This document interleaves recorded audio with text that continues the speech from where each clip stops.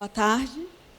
Agora eu gostaria de chamar a professora titular da Universidade de São Paulo, de Bauru, a professora doutora Cáutia Alvarenga, por favor.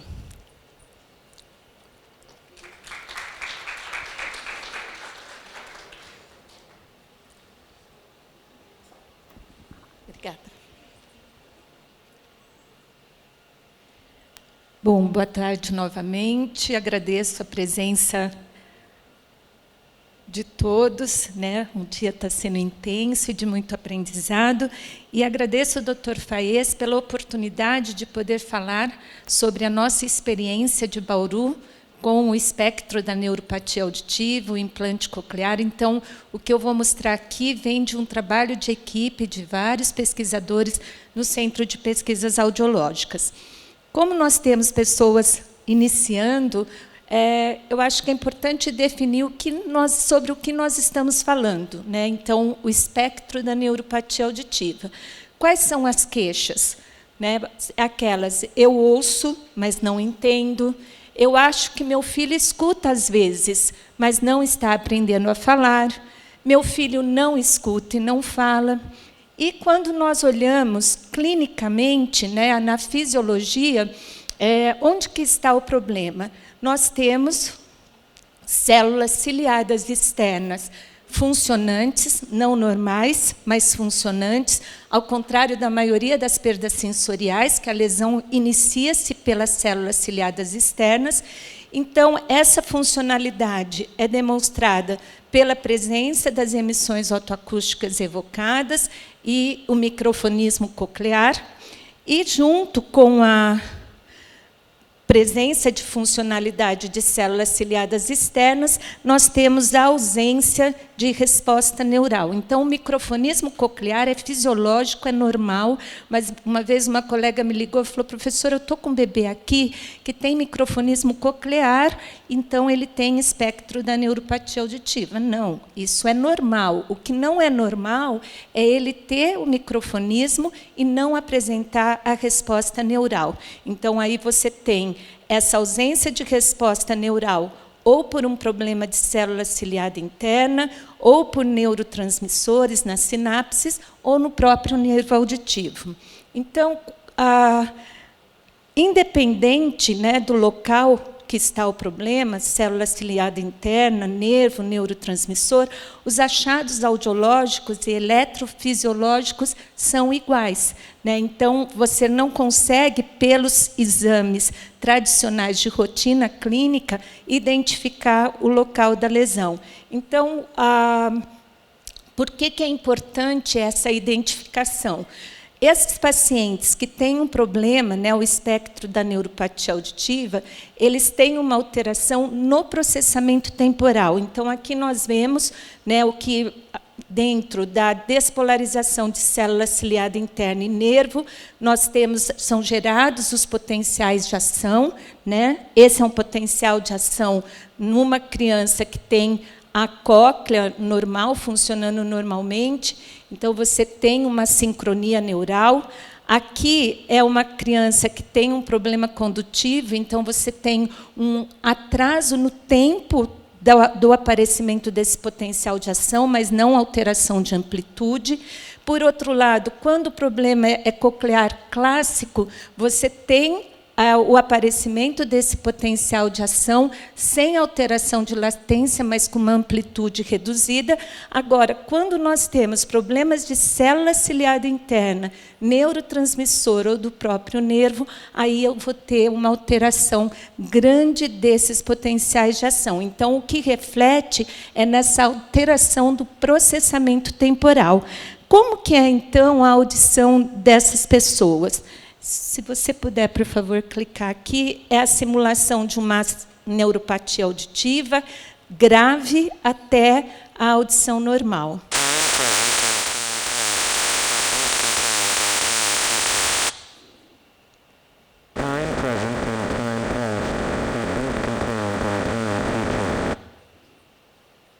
Time present and time past are both contained in time future.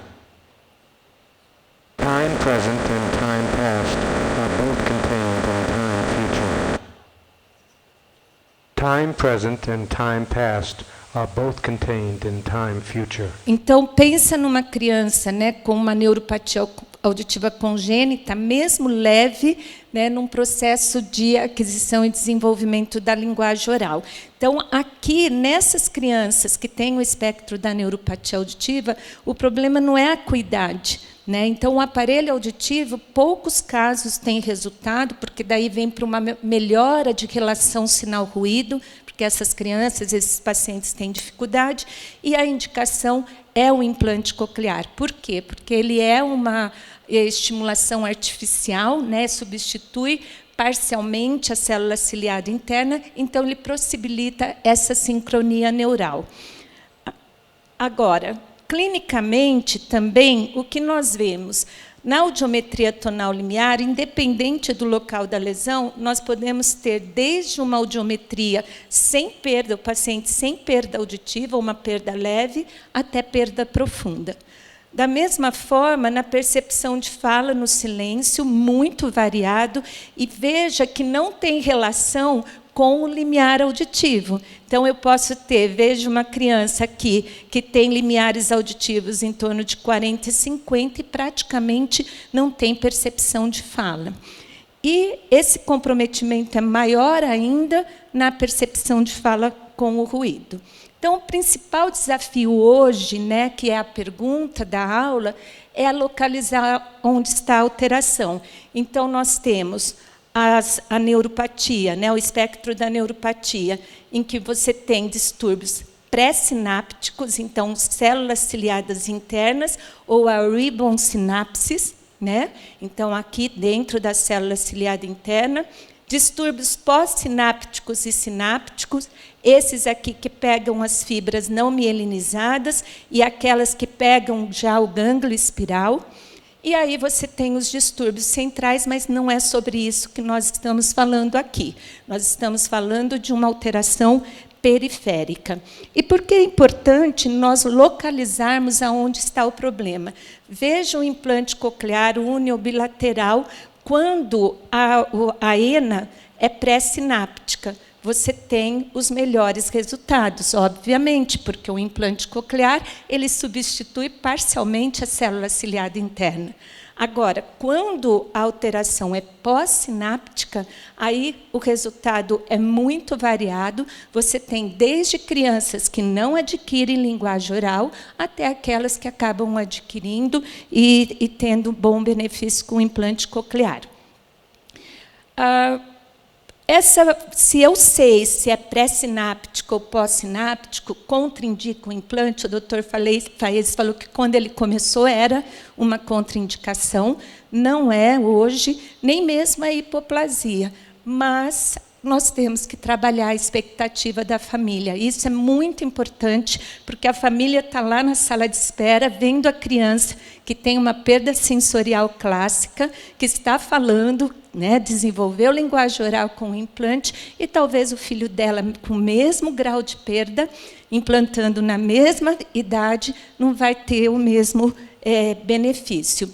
E aí nós temos, já em 2019, a visão, né, os estudos voltados para a parte de gene, né?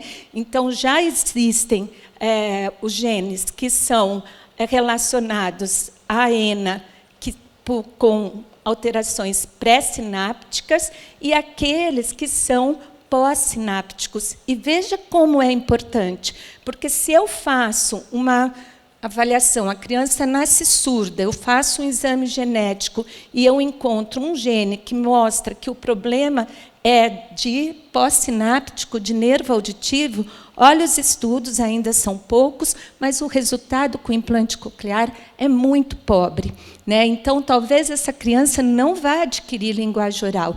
E aí você tem que orientar essa família a ir para uma outra intervenção educacional. Da mesma forma que nós temos o córtex precisando ser estimulado na fase ideal, aprender Libras, por exemplo, como uma outra língua, também tem essa faixa que é importante de intervenção. E aí, recentemente, Nós tivemos esse mês, o mês passado, uma reportagem muito importante, né, que saiu da terapia gênica na China. Então, o OTOF, 5 crianças que receberam uma intervenção gênica, colocaram um vírus, e ali de 5 crianças com perda profunda, 4 passaram a ter uma perda auditiva moderada. Isso significa usar o aparelho auditivo. Então, na minha compreensão, falar em triagem auditiva genética, isso não existe, mas que todos os serviços, né, de implante coclear que recebe uma criança com surdez congênita e não tem histórico de risco, essas crianças deveriam ir para avaliação genética. E um ponto importante é que, quando eu tenho a ENA, pelas indicações, né, as recomendações internacionais, o implante é só com 2 anos de idade, né, porque tem processo maturacional, tudo. Mas, se eu faço o exame genético e é OTOF, eu não tenho que esperar 2 anos, eu posso fazer a cirurgia já com 1 ano de idade. Então, impacta, inclusive, na nossa indicação do implante. E aí eu vou falar dos exames, né? Para fazer a localização dessa alteração, a eletrococleografia é importantíssima. Por quê? Nós medimos, além do microfonismo coclear, 2 componentes, o potencial de somação e o potencial de ação. O potencial de somação, como o próprio nome fala, representa toda a atividade elétrica que acontece na cóclea, com maior participação da célula ciliada interna. E o potencial de ação é o primeiro potencial neural do nervo auditivo. Então, vamos pensar numa criança que tem perda auditiva pelo OTOF. Né? O que nós vamos observar quando eu fizer a eletrococleografia? Aqui em preto é uma eletrocócleo normal. Então, veja aqui o potencial de somação, o potencial de ação. Aqui no azul, eu tenho uma alteração que é pré-sináptica, né? Que eu não vejo nem o potencial de somação, nem o potencial de ação. Mas veja no vermelho, que é a criança com OTOF. Eu tenho potencial de somação, né? Eu não tenho potencial neural, mas eu tenho o potencial de somação. Por favor, eu tenho que trocar, porque é o contrário. Por favor, desculpe. Na criança que eu tenho o OTOF, né, que é essa criança aqui, né, que tem alteração pré-sináptica, eu não vou ter o potencial de somação e nem o potencial neural. A criança que tem a alteração pós-sináptica, ela vai ter o potencial de somação e não vai ter o potencial de ação. Então, a presença do potencial de somação, ela me ajuda a determinar se é uma alteração pré-sináptica ou uma alteração pós-sináptica. Então, quando eu tenho uma alteração pós-sináptica, eu tenho a presença do potencial de somação. No caso do OTOF, eu não vou ter esse potencial de somação e nem de potencial de ação. Desculpa o meu engano. O outro potencial importante é o potencial evocado auditivo cortical. Então, o que nós sabemos em termos de resultados na ENA, né? Aproximadamente 50% dos pacientes não vão desenvolver linguagem oral, né? Ficam apenas na detecção do som, e 50% vão desenvolver, sim. E o potencial cortical, ele vem para me ajudar em termos de fazer uma análise de provável benefício. Observem aqui que esses pontos são crianças que têm potencial cortical, e aqueles em branco são crianças sem registro do potencial cortical. Então, aqui eu tenho o desenvolvimento de fala, né? Veja que não tem relação com o limiar, né? Então, eu tenho crianças que têm limiares até significativamente bons com o implante, mas resultados moderados em termos de benefício. Mas olhe quando eu analiso o potencial cortical. as crianças que eu não consigo registrar P1, N1, P2, significa aquelas que provavelmente não vão ter um bom benefício com o implante coclear. E aqui eu trago um exemplo, é uma adulta, né, 20 anos, ela perdeu a audição, a ressonância dela normal, emissões presentes, ausência de resposta neural. Quando nós fazemos a áudio, existe uma similaridade de resultado em termos de audibilidade, você tem 0 de percepção de fala dos dois lados, aí a pergunta, a ressonância não te dá nenhuma informação, a pergunta é, qual orelha operar? E aí teve uma mesa dos casos, né, difíceis, num caso como esse, faria implante bilateral simultâneo? Mas será que ela não está dentro daquele grupo de que não vai ter benefício nenhum com o implante e eu já vou colocar 2? Então, particularmente, nós assumimos, e não é um consenso na nossa equipe, mas eu acho que a gente tem que ter uma posição mais conservadora. Nesses casos em que eu tenho outras comorbidades, o implante bilateral, sequencial, deve ser considerado. E, nesse caso, foi o que nós fizemos a cirurgia onde nós tínhamos a melhor resposta cortical. Né? Então, se nós tivermos resposta, né, com o córtex nos dois lados, mas fizemos desse lado, se ela tiver uma boa resposta nesse lado, justifica também investir, tentar o implante no lado que ela não tem uma boa resposta do córtex. Agora, se ela tivesse um resultado muito ruim, no lado que ela tem um bom potencial cortical, não justificaria fazermos o segundo implante. Só que, felizmente, ela teve um ótimo resultado e fizemos depois o sequencial e ela está muito bem hoje. O outro ponto é no caso da ENA, com hipoplasia de nervo. Então, nós já vimos, né, eu mostrei anteriormente, que as crianças com hipoplasia de nervo acabam tendo uma resposta cortical pior, né, com o implante coclear, em termos de estimulação do córtex auditivo, e isso impacta no resultado, né, das habilidades auditivas. Mas aí eu já fiz o implante. Então, nós trazemos aqui uma proposta nossa, ainda estamos tentando publicar, mas o estado estável é um procedimento que me ajuda a predizer o limiar psicoacústico, é muito semelhante ao PEAT, porque é uma resposta de tronco encefálico. Esse é o comportamento do estado estável. Enquanto você tem uma perda auditiva sensorial clássica, você vai diminuindo a intensidade, essa resposta, a amplitude vai diminuindo até chegar a uma intensidade que você não tem mais esse sinal, essa resposta neural. Esse é o estado estável no espectro da neuropatia auditiva, quando eu tenho um nervo normal, então eu vejo uma dessincronia. Em forte intensidade eu tenho resposta, em fraca intensidade desaparece e depois aparece de novo, então parece mesmo essa dessincronia. E aí, quando que nós notamos nos nossos casos com ENA e hipoplasia? Veja que ele tem um comportamento muito semelhante ao paciente com a perda sensório-neural, porque o que eu tenho não é uma dessincronia, é uma diminuição das fibras do nervo. E aí, o questionamento do parecerista foi de que isto que nós encontramos pode não ser uma resposta auditiva, porque são fortes intensidades, e o que eu estou tendo aqui pode ser o potencial miogênico vestibular.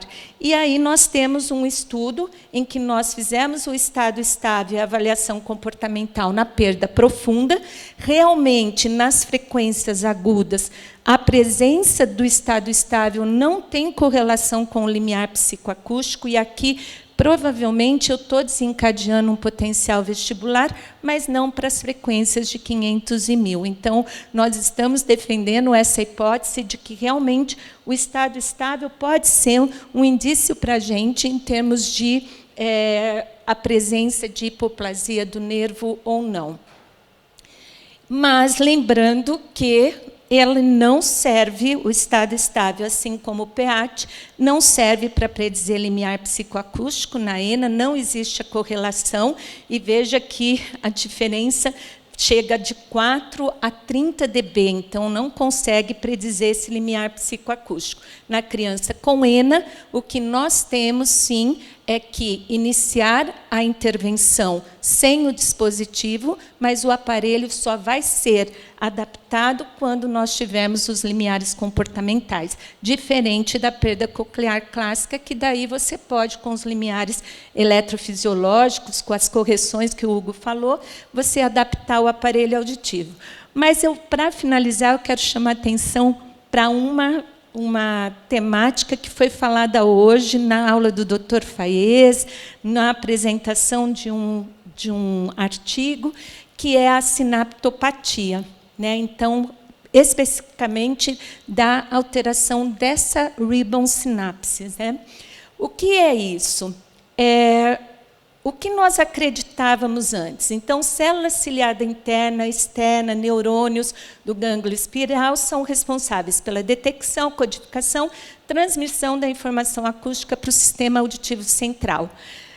Nós acreditávamos que uma perda auditiva coclear leva a uma alteração neural.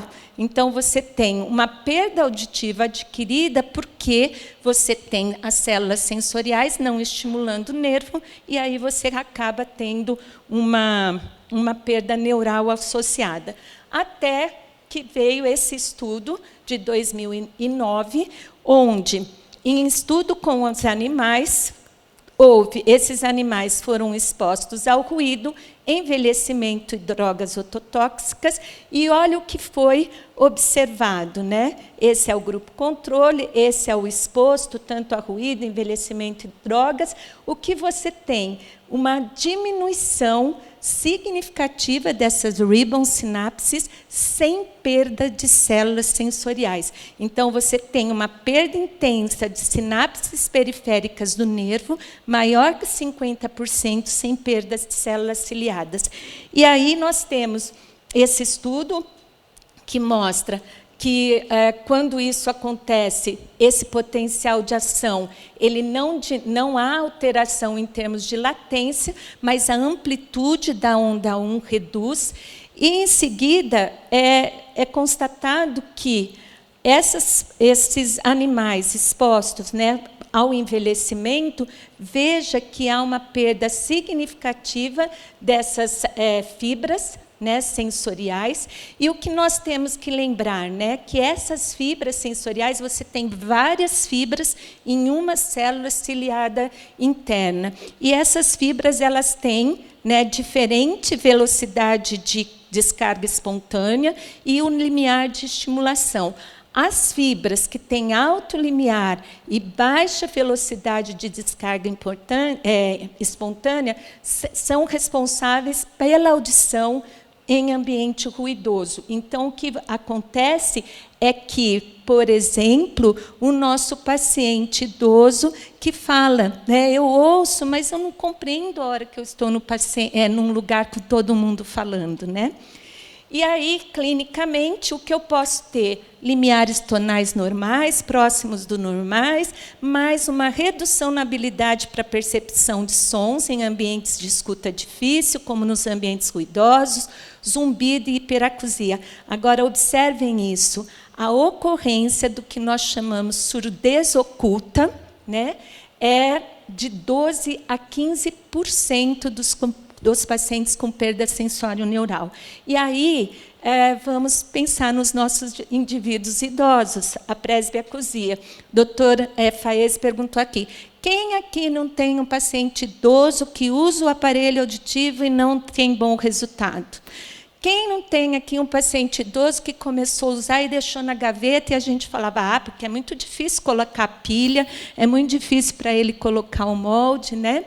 Então, o que nós sabemos que o envelhecimento, normal, né, é acompanhado de perda progressiva de sinapses entre célula ciliada interna e fibras nervosas auditivas. O papel desta sinaptopatia coclear no processamento temporal degradado, com a idade ainda não é totalmente compreendido, mas o que eu acredito, para finalizar, nós temos que mudar o protocolo de avaliação dos nossos pacientes idosos. Então, nós temos que trazer, além do que nós já fazemos, nós temos que trazer um índice de reconhecimento de fala no silêncio e no ruído, porque esse paciente pode sair bem numa situação de escuta ideal, colocar o ruído e ficar muito comprometido. Os antigos aqui, o Tony Decay Test, né, quem lembra, né, mas é uma forma comportamental de avaliar a adaptação anormal da intensidade do som. O que é o Tony Decay? Pacientes que têm esses problemas neurais deixam de ouvir durante a estimulação. E a localização sonora, né? Então, nós temos que trazer esses aspectos comportamentais para a nossa avaliação, né? E também pensar em testes, né, que avaliem, né, essa função cognitiva, né, nesses pacientes, né? O grau de déficit é funcionalmente significativo e, provavelmente, como já foi dito, aumenta o estresse e afeta a função cognitiva. E aí, um PEAT sensibilizado. Então, nós temos que fazer um PEAT não na taxa de 21,1, mas nós temos que sensibilizar, aumentar a taxa de estimulação, porque o que nós vamos observar é que em taxas de estimulação mais rápidas, o nervo não vai conseguir responder. Veja aqui, é o que acontece com nervos normais, né, com célula ciliada interna e nervo normal. Veja no caso da sinaptopatia. E aí fica a pergunta, ASE ou implante coclear, e eu fico muito feliz que quem respondeu para nós foi o senhor Arthur, né? ASE ou implante? O implante deve ser considerado independente do limiar auditivo. Então, quando você vê um idoso que não usa, não tem benefício com a ASE, mesmo tendo um limiar de 50, de 60, talvez ele se beneficie do implante coclear. Então, era isso que eu tinha para trazer para vocês. Obrigada.